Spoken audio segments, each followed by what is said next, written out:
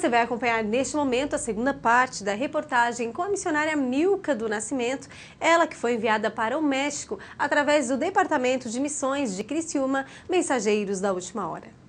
Muito bem, queridos telespectadores, é um prazer grande nós estarmos aqui em mais uma programação e dessa feita, dando continuidade ao testemunho aqui da chamada da nossa irmã Milka. Ela estará indo para o México agora no dia 15 próximo e nós estaremos apoiando a nossa irmã, né, no seu trabalho, na sua chamada.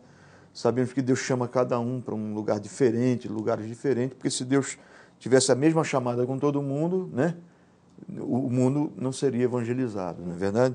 Mas Deus tem chamadas específicas, cada um para um país, para uma aldeia, para uma tribo, para uma nação, e assim Deus tem feito. Deus é sábio na sua escolha. E nós estamos aqui com a nossa irmã Milka, ela já fez missão por 2 anos no México, e eu gostaria de ouvir, irmã Milka, dando sequência à nossa entrevista da semana passada, ouvir assim alguns testemunhos do que Deus fez lá no México durante esses 2 anos, alguma coisa que marcou a sua vida, assim, ali, a palavra de Deus, como que ela teve repercussão naquele país. Bem, amados, uma coisa que muito nos marcou ali foi quando nós começamos a pregar o Evangelho, que descobrimos que famílias ali eram adoradores da Santa Morte. Nós conhecemos uma família que as crianças iam na escola, na escolinha onde nós dávamos aula, e um dia essa criança ficou possessa.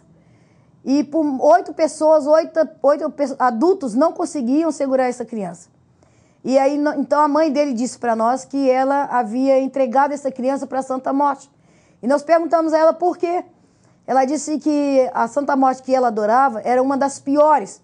E ela tinha medo de deixar de adorar essa Santa Morte, porque ela era uma entidade vingativa. E eu disse, por quê? Ela disse, porque é a morte negra, é a Santa Morte negra. E essa Santa Morte, ela é tão vingativa que se a gente não fizer o que ela quer, ela vem e destrói a nossa família, os nossos filhos. E eu disse para ela que isso era mentira do diabo. Porque, primeiro, que a morte não tem poder de fazer nada. E ela disse, mas como não? A morte é mais forte, no caso, ela quis dizer que a morte é mais poderosa do que Jesus Cristo. E eu disse para ela, não, minha filha, você está muito enganada. Porque Jesus Cristo, ela falou assim, mas Jesus Cristo também morreu, a morte venceu Jesus Cristo. Eu disse, não é verdade. A morte não venceu Jesus Cristo, porque Jesus Cristo esteve morto somente por 3 dias. Ao 3º dia ele ressuscitou. Então isso é mais do que certo, que a morte não tem poder sobre ele. E ela começou a contar muitas coisas da sua vida e nunca ela tinha tido o prazer de um abraço. Ela dizia que ela era uma pessoa tão doída, tão sofrida, que ela não conseguia nem sequer receber abraço de alguém. E nós começamos, eu, a Tereza, a Gleiciane, nós começamos a orar, né, por ela, e foi uma grande vitória, porque ela aceitou a Jesus e agora é uma das cooperadoras na escola onde seus filhos estudam conosco. Irmã Milka, essa é uma religião, Santa Morte? É uma seita? Como é que é? É uma cultura? O que é isso lá? Para eles é uma religião. Para eles lá é uma religião. Só que nós falamos que é uma seita, porque não existe uma religião Santa Morte, né?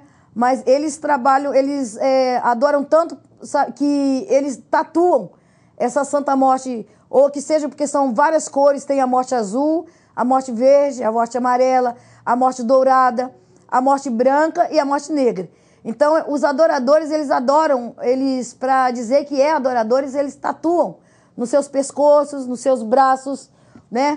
E fora que às vezes não tem nem o que comer, mas eles fazem estátua, mandam fazer estátua de ouro da Santa Morte e colocam no pescoço. Então é algo tremendo. A gente fica assim, perplexo de ver até onde a ignorância, vamos assim dizer, do povo em relação a Deus está chegando.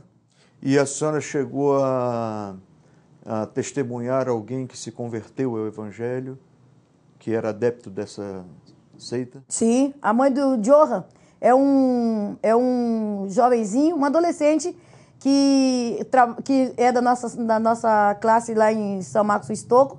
Ele foi um dos garotos que foi entregue à Santa Morte, quando a mãe estava grávida. Então, ele começou conosco na escolinha e ele fazia muitas perguntas. E todas as vezes esse menino, ele ficava possesso dentro da sala de aula. Ele machucava as garotas, ele machucava os meninos. e a gente não estava mais aguentando com ele. Então nós começamos a orar pelo Johan, começamos a levar o Johan numa antessala, e ali a gente impunha as mãos sobre ele e orava por ele e expulsava aquele espírito. E o Johan hoje é um adolescente que prega o evangelho. Ele sai distribuindo folheto conosco quando vamos fazer evangelismo, e ele é uma bênção. E os pais do Johan, o pai dele ainda não se entregou para Jesus não, mas vai sempre nas nossas reuniões. E a mãe dele, sim, a mãe dele já aceitou a Jesus, já está se preparando para se batizar, só que ela está com um problema porque ela não é casada. Então ela pediu para que nós estivéssemos orando para que seu esposo resolva se casar, né? Para ela estar, então, se batizando. Então isso foi um grande milagre do Senhor, né? Que nós vemos esse casal, estão sempre ali. Eu tenho uns slides que estão esse casal lá louvando o Senhor da nossa igreja. Então isso é maravilhoso, foi algo tremendo que Deus fez na vida desse casal através do seu filho Johan. Muito bem, nós estamos conversando com a irmã Milka, ela vai voltar para o México, né? Isso. Passou 2 anos lá, foi em 2005, voltou em 2007 e agora retorna em 2008 para o México, e ela já tem essa experiência chamada para o México. E nós gostaríamos de deixar aqui, vai passar na sua telinha aí, o nosso telefone, nosso site, nosso e-mail, caso você queira entrar em contato conosco e ajudar a irmã Milka nesse grande desafio, né? O desafio é o mundo todo, né, irmã Milka? Mas sabemos que cada um tem uma chamada específica para algum país, né? É verdade. E a gente fica muito feliz de ver essas servas de Deus, mulheres que estão desbravando aí pelo mundo, fazendo a obra de Deus. Então, meu querido telespectador, caso você queira nos ajudar, o nosso telefone é 048 30 45 12 15. O nosso site, caso você queira conhecer melhor o nosso departamento de missões, que é os Mensageiros da Última Hora, que é o departamento de missões aqui de Criciúma. Nós também temos o nosso site, www.muh.com.br, e o e-mail é muh@muh.com.br.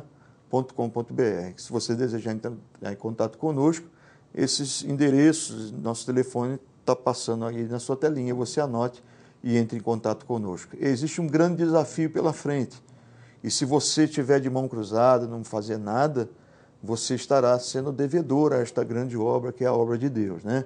Então, nós convocamos você a nos ajudar, solicitamos a sua ajuda, porque assim como o México, como a África, como muitos outros países, há necessidade no mundo todo. Então, o povo de Deus tem que se despertar mais para a missão. Não é, irmã Milka? É verdade. Nós temos que nos despertar mais para a obra missionária, para a igreja tem que sair mais um pouco das 4 paredes. Temos que entender que a igreja só está aqui para fazer missões. E o interessante é que não é só os missionários que têm que fazer, né, pastor? Não é só o missionário, nem só os pastores, mas cada um que recebeu a Cristo tem o dever e a obrigação de pregar o Evangelho. Pregar o Evangelho. Irmã Milka, para a gente terminar, eu enxergo a obra missionária dessa forma. A senhora recebeu a chamada para lá, certo? Certo. A senhora ouviu a voz de Deus, recebeu a chamada e foi para lá. E aquelas pessoas que nunca ouviram essa chamada, elas podem contribuir de que forma? Orando, contribuindo. Essas pessoas que vão orar pela missão, vão orar pela senhora, vão contribuir financeiramente. Elas vão ter parte no mesmo galardão que a senhora está recebendo por trabalhar, por sair do seu país e se dar lá? Com certeza, porque a missão é feita, né? Indo, orando e contribuindo. Se você não foi chamado para ir, então você ore e contribua. E você contribuindo, com certeza, você está fazendo parte do nosso ministério. Porque nós não fazemos missões sozinhos. Nós não podemos, porque não temos condições de trabalhar no nosso cotidiano e também fazer a obra do Senhor. Porque onde estamos trabalhando, temos que estar disponível 24 horas por dia. Por quê? Porque as pessoas nos chamam toda hora. Acontecem coisas nas suas casas, nos chamam para orar. Às vezes vão às nossas casas enfermos e até mesmo pessoas que chegam na nossa casa endemoniados, né? Que nós temos que orar, expulsar demônios e tudo mais. Então não temos condições de estar trabalhando financeiramente. Mas se você quer contribuir conosco, cada um dos missionários, eu tenho certeza que vão estar orando por você e mais. Deus vai te recompensar 100 vezes mais. Porque a obra missionária, queridos, nasceu no coração de Deus. E se você contribui para a obra missionária, você também está contribuindo para o reino dos céus.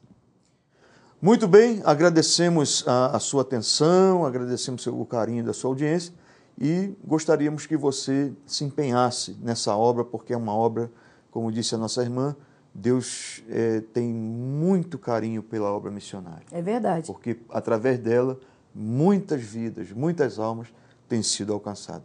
Deus vos abençoe em Cristo Jesus e até a próxima, se Deus quiser.